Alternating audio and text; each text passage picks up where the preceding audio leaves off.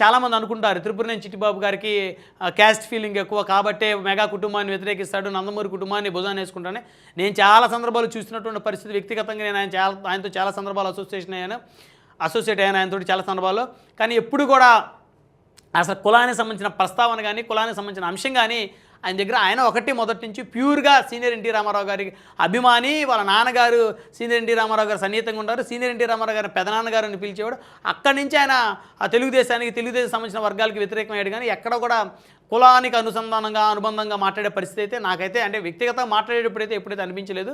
సరే, కొంతమందికి అనిపించి ఉండొచ్చు కొన్ని సందర్భాల్లో, నాకైతే తెలియదు. కానీ నాకు పరిచయం ఉన్నంత వరకు కూడా ఆయన దగ్గర ఎలాంటి కుల ఫీలింగు, ఎలాంటి మత ఫీలింగు, ఎలాంటి డిఫరెన్స్ ఒక్కొక్కరు ఒక్కో రకం చూడటం అయితే ఏముండదు.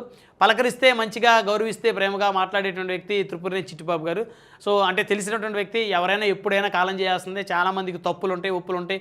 సో 100% బ్రహ్మనాయుడు 100% కరెక్ట్ ఏం కాదు. బ్రహ్మనాయుడు 70% 80% కరెక్ట్.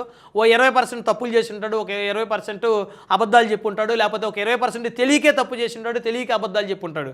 సో కాబట్టి ఒక మనిషి తను చనిపోయిన తర్వాత ఖచ్చితంగా పోయిన వాళ్ళు అందరూ గొప్పోళ్ళు, పోయిన వాళ్ళ ఆత్మ శాంతించాలి, వాళ్ళ ప్రశాంతంగా ఉండాలి, వాళ్ళ ఆత్మ ఎక్కడున్నా కూడా. సో వారి కుటుంబ సభ్యులకి దేవుడు మనోధైర్యాన్ని కల్పించాలని నేను కోరుకుంటాను.